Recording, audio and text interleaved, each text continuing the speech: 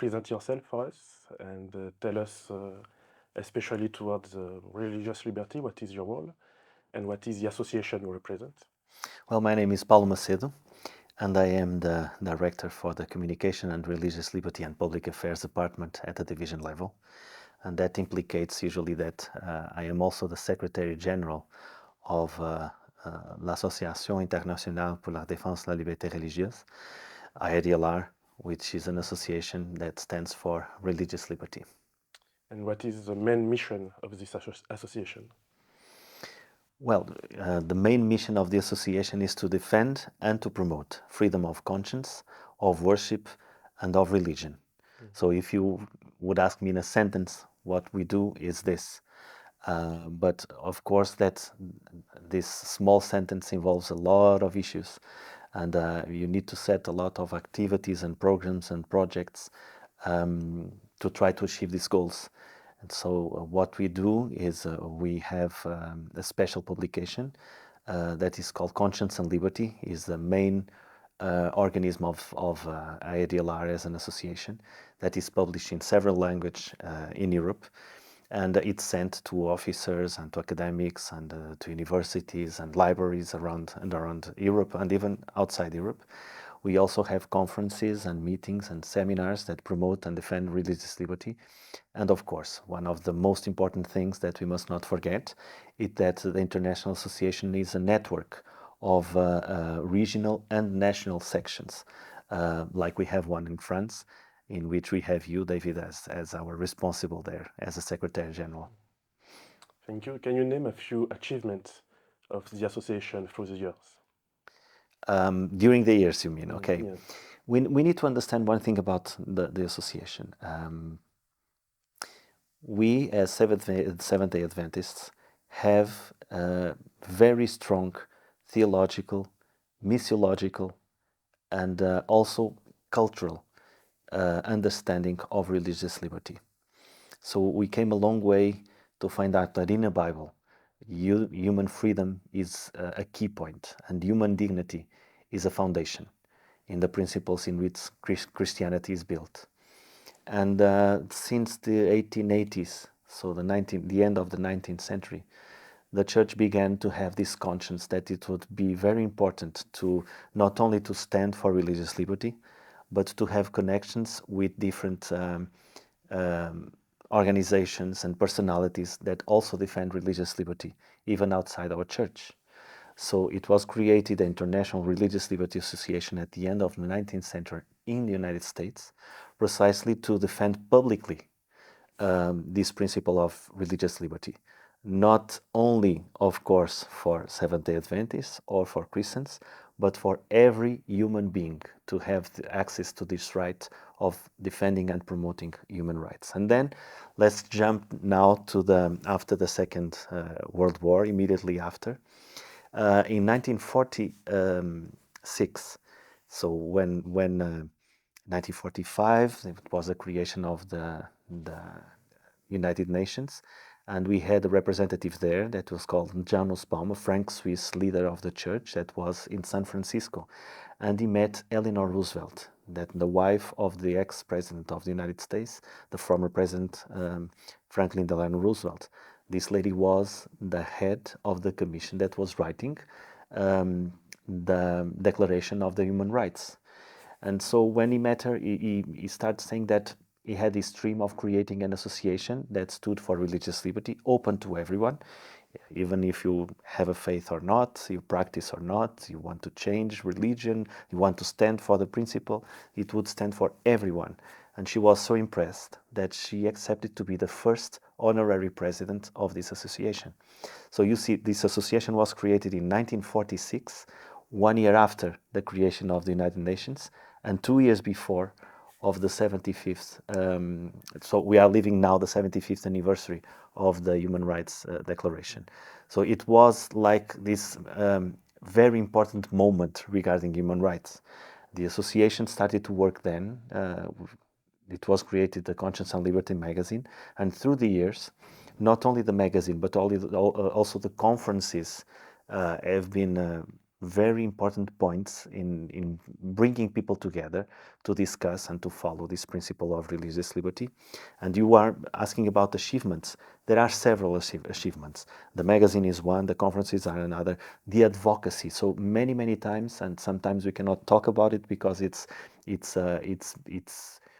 not to put in jeopardy people that we are trying to help, but the advocacy for people that are suffering, that don't have a voice in defending their own religion and their own freedom of conscience. We also stand with them. And I would like to highlight just one point of how much this problem is important, and also how meaningful it is for us as Christians and as Adventists. For instance, there is a declaration from 1981 about the elimination of all forms of intolerance and discrimination. And when it was going to be discussed at the United Nations, the representative of the church back then was Gianfranco Rossi, an Italian that represented the church in Geneva. And when they were discussing this declaration, he proposed that one of the rights that should be protected from discrimination and intolerance should be the right to rest in a day for a week, or not for a week, but for religious reasons. And he proposed that this could be written in the declaration. So people who are listening to us, especially young people, they can now go to Google, search for the declaration, 1981 Declaration of Elimination of All Forms of Discrimination and Injustice Regarding Religious Matters. And the Article 6 at the line H, they can see that everyone should have the right to rest for religious reasons. And it's one of the main documents that we now rely on and we talk about in countries, because there is an international document that gives you and me the right to rest in a different day. So this is how important this work is. Sometimes people don't know it, or it's not so popular as when we are talking about youth or education or health, but religious liberty is a big foundation of our work as a church. Sorry for the length of this answer, but it's important that people realize where we come from. Yeah, thank you. What is the main challenge you are facing right now?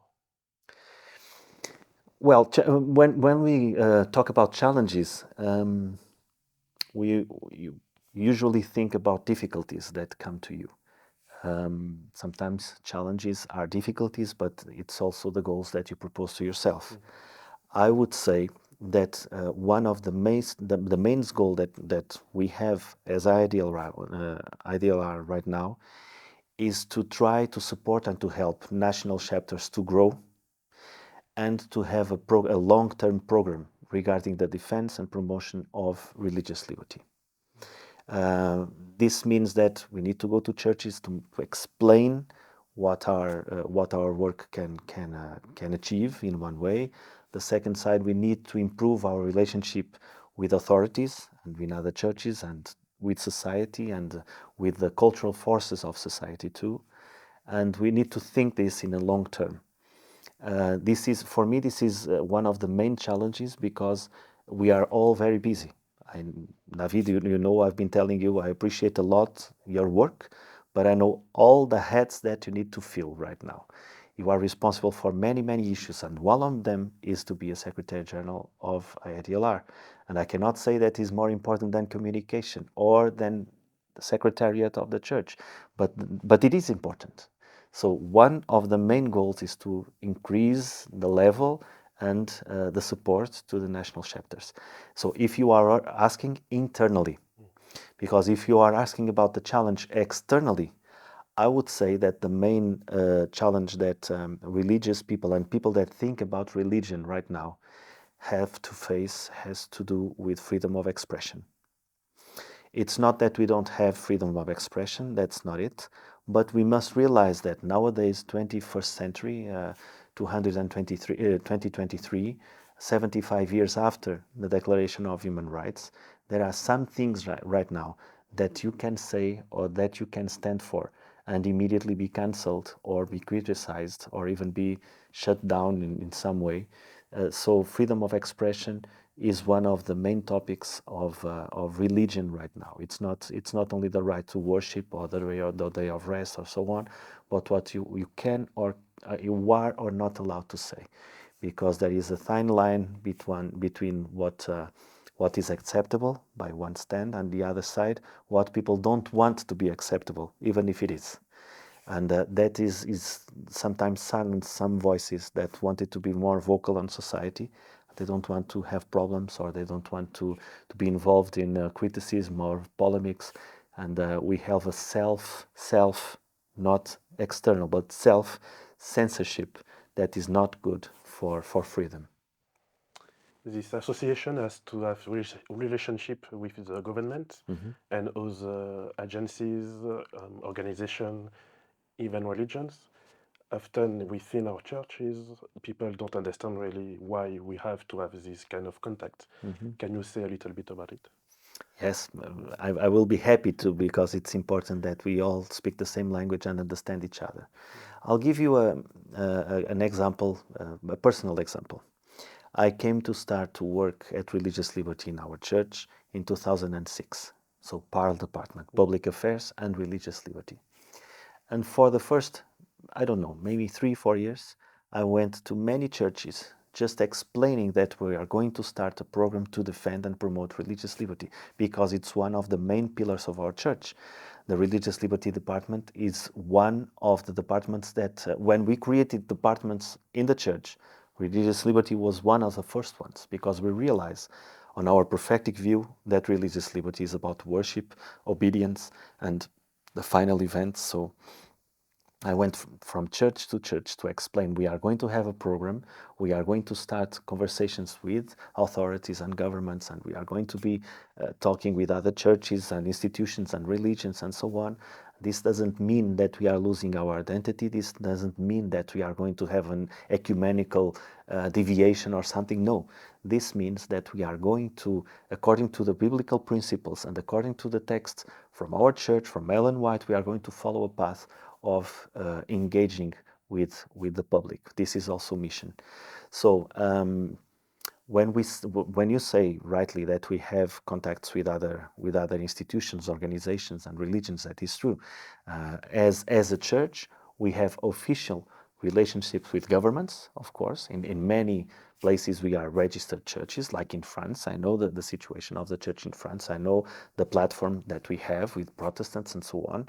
So with authorities by one stand. On the other hand, we have a very clear understanding at the church level that we engage with other religions and churches at an interreligious dialogue platform.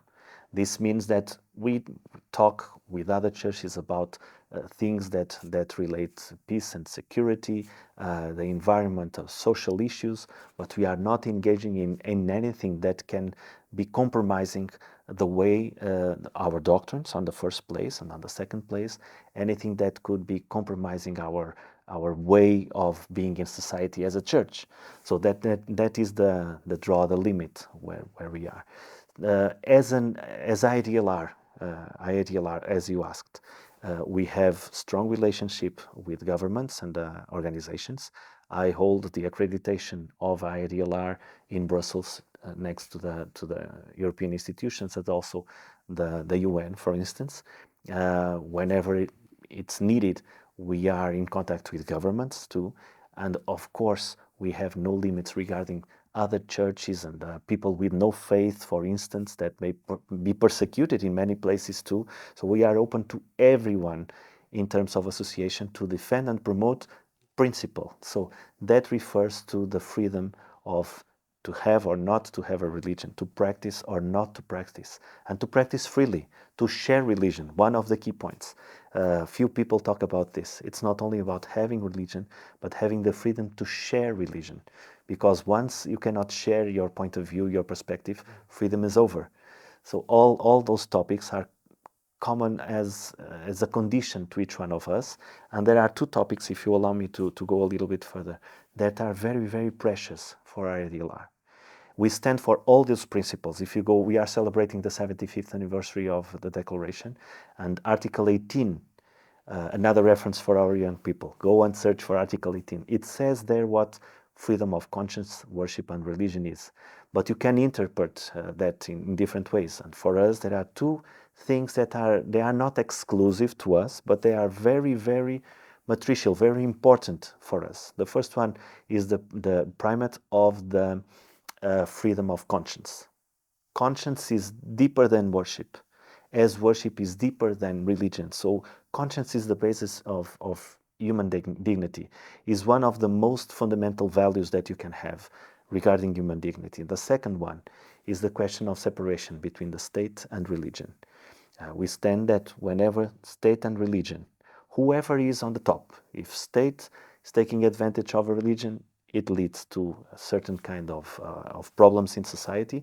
When religion takes over politics, it leads to other kinds of problems in society. So we stand for the separation in a very clear manner, that it can implicate cooperation, but never, never the usage and manipulation of each other. So these two principles are very, very important for us: freedom of conscience, separation between politics and religion.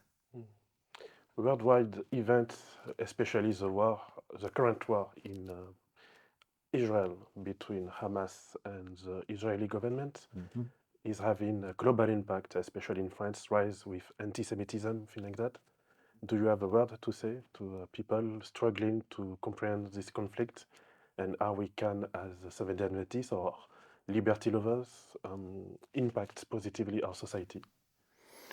It's not only that one, we have been, it's very easy to look at any problem that we are facing right now from one perspective and say this is the most important perspective. It's easy to say that the problem is religious. It's easy to say, then it comes an economist and says, no, the problem is based on economical issues and the oil and so on. And then a geopolitician comes and it says the problem is the geography, because people need to have these hot spots in control and so on. If you have a perspective that is narrow on the issues, you are going to see it by your perspective. Our perspective has to deal with human dignity.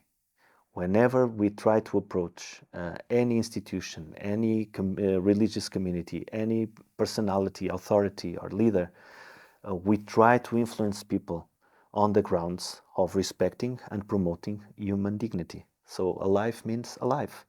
The freedom for one person needs to be the same to the other one. And we try to avoid taking part in any conflict or defending whoever it is from a political, ideological point of view, because the main question is you really need to stand for the rights of people, right to live, right to have freedom, like the forefathers from America, they said the pursuit for happiness, the property. So we need to stand for the main rights. Of course, that sometimes you see that those rights are not being respected, and you need to speak. But you are not speaking because this one is respecting more or less than the other one. It's on the situation itself. So we always try not to take a political, ideological, philosophical position whenever you do that. And this is something we are also speaking to leaders. You are a leader of religious liberty. Whenever you take a stand for a person, a country, an institution, even if you don't want, you are creating a division with the other ones.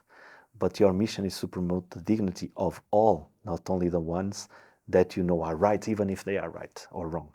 So right or wrong it's very difficult to see in each situation. The most important thing is human dignity, the focus on the rights of people. And those main rights are the ones that should be promoted. Like you talked about Israel and the Palestinians, it's the war right now. But even when it began this big war between Russia and Ukraine, if you go to the website of IDLR, you will find a position about the war that has to do with trying trying as much as possible to not to hurt civilians and to take care of the worship places, because there is also a religious matter on this war between Russia and Ukraine, even from the Orthodox perspective and the different branches of the Orthodox Church. So trying to save haven on the places of worship. You can stand for the basic principles of humanity, even if you have conflicts that divide people as much as we are seeing now. And the worst part, watching it as like we are observing on the last years, is the system was not perfect, was not just in some. When I say that system is the international system, was not perfect, was not just in many ways. We know that, but we don't know what comes after this system because it's based on human rights. It's based on the people's welfare. It's based on the well-being of as much people as it's possible. And this international system is changing now, but we don't know we don't know what it comes next. So we need to remind society, people, even ourselves, that whatever comes out, if it doesn't have human dignity, each person as an object of God's love and our care for everyone. If it doesn't have these basic notions as a ground, we are not going to come out better for sure. Okay. IDLR has been taking part during the weekend of the 9th and 10th of December in a celebratory program in order to celebrate the 75th anniversary of the Declaration of Human Rights. Can you tell us a little bit about what happened during this weekend? Well, I'm very happy to be here. We are in Cologne right now, where this weekend has been held. IADLR is very supportive of this event. That it's the 8th time that this weekend takes place, and it's organized by SILRAP and by the campus Adventistus Aleph. SILRAP is the Center for Religious Liberty and Public Affairs here that is siege here in Cologne. And so we are very supportive of it because we see this center as a huge opportunity for the French-speaking countries, so the part of Switzerland that speaks French, and of course the Franco-Belgian Union, as a big opportunity to be connected with the United Nations officers, with the community around Cologne, and why not to say as a center for future leaders in the church, French-speaking leaders. So what we are trying to be is as much supportive as possible to be engaging in this weekend. What does the weekend has to offer? So it always starts with a sermon in the morning, a special sermon about religious liberty. Then in the afternoon, there is a seminar, a conference about human rights. And you said it right, it's the 75th anniversary of the declaration this time, followed by a concert. And then on Sunday, so where we are speaking right now, this morning, we had a march from Geneva to Cologne with several people standing for human rights, calling the attention for the question of human rights. Of course, that having a university, a center of studies for religious liberty, churches around, even the Church of Cologne, the support of the Franco-Belgian Union, which I appreciate and I am very thankful for that, and the support now from the Swiss-French Federation of the Swiss Union. All together, we can have here a center to influence more and more people for human rights and to stand for religious liberty. So I'm very, very happy to be here, and I think we have a long way to achieve the goal that we would like to have with this event, but I'm already happy that we made it this year. And also to recognize people that have been working so much. For instance, we have a young professor from Geneva that was appreciated with we call it the Médaille d'Espoir, Ivan Decker dos Santos. We had the opportunity also to bring from Romania Viorel Lima, an enormous leader for religious liberty in Romania that passed the word of dictatorship, and now is one of the leaders that increased the work in religious liberty in Romania. So appreciating people is also a means to create awareness for one side, and the other side to bring inspiration to young leaders. And I make an appeal here to everyone watching and to you, David, to try to find in your own fields young leaders that want to be engaging on this. And maybe they can freely tell us that they would like to be here in the next event that we are going to hold in 2 years now, and be here and engage with us, and let's talk about human rights. Let's talk about religious liberty, and let's engage, because it's so important. There are many topics that are being taken care of by other people that are important for us, but other people are doing it too. But religious liberty, there are not so many people in society speaking about that, and it's a very good way to bring our not only our perspectives, but especially our beliefs. Everything that is crucial for us as Adventists is a very nice way to influence the community. Based on your experience as a religious liberty leader, could you tell us your insights about where we are going next? What is going to be our biggest challenge As a church, or as a church, as a society, Mhm. and how the church can help make things better? It's very difficult to say that we have a main challenge. Mm. If I put the question to you, what would you say the main challenge? We have so many challenges right now. So many challenges. We have the wars, of course. We have the conditions of lives of people that are deteriorating. We heard, especially the young people, a huge concern about the climate change. And the climate change crisis, they call it crisis, and they call it an urgency and everything. But it's not only the thing itself, is the anxiety that is creating in new generations, and even a generational war between the ones that are younger and want to change things, because the older people are not ready for change itself. So this creates like a generation gap that is not good for society too. We also have many problems regarding the role of people in the world itself, accessing job, taking care of family.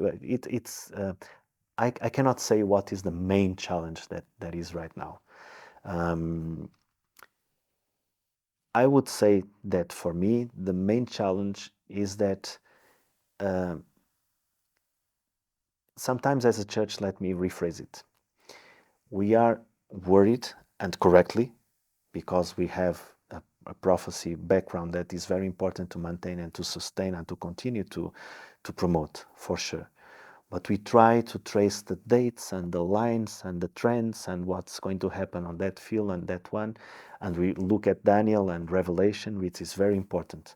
But the words from Paul to Timothy about the state of society at the end time. Men would be, selfish and only looking for pleasures, looking for themselves. I think that is the most worrying part, is that it's very, very, very hard to try to connect with the deepest conscience issues of people. We notice that people refer in principle for world problems, so we have global problems, but in their private lives, in their private options, it's very difficult to find people that are altruistic, concerned with each other, that take care of family, that take care of villages. I'm sorry for being a little bit abstract, but this is my main concern. Okay. I see that several generations, for many, many years until now, it's looking even harder and harder. If you look, for instance, for social media and the way that people engage with themselves, it's one of the things that I like to study the most. You see people talking against each other in a way that they don't do it face to face, because it's a kind of deep personalization. You don't have the person in front of you, so it's easy to be aggressive, it's to be insulting, and this shows that those feelings that are not good are in the heart of people, and it's hard to take them off. So most of the problems that we have is not external, is that the human beings are being more and more or are being less and less worried with each other and doing less and less effort to help others, and more critical between them. And so this is my main worry.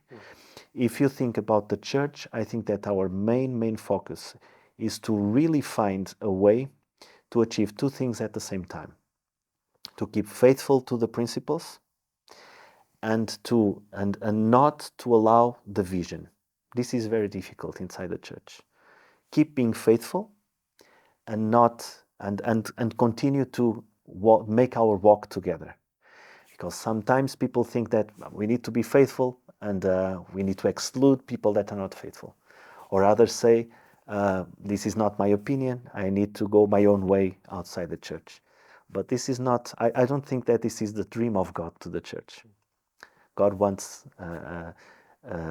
his people to be faithful to the principles, but to stand together as a people.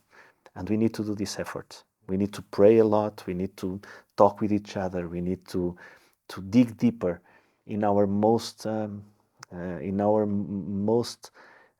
unselfish way of seeing the world, to allow God to enter our hearts and to allow each one of us to be faithful to the principles, and as a church to continue to be making our way together until the second coming. This is my vision. Do you have any sorry. Do you have any last word or appeal to the listener? If I want to make an appeal. Or last word? Well, I have said we have a long conversation during this small conversation that we had. But the thing that I would like to ask, to request to everyone that is listening to us is continue to pray, continue to work for the church, but please don't give up on people around you, in your community and in the society. Let's not give up. It's not time yet to give up on people. Even if we are to prepare for the second coming, we have so many people around us. And one of the ways to do it is to mingle with people in society and to work with organizations, to try to belong to parent societies and associations in schools. Don't forget to help whenever the community is in need, respect the authorities, and also bring the things that distinguish us as Christians and Seventh-day Adventists. That is an altruistic heart for one side, and the value of human dignity for everyone. If we do this, I am sure that society will be happy, and at the same time, people will have a very good perception of what a Christian means. Thank you very much. Thank you, David.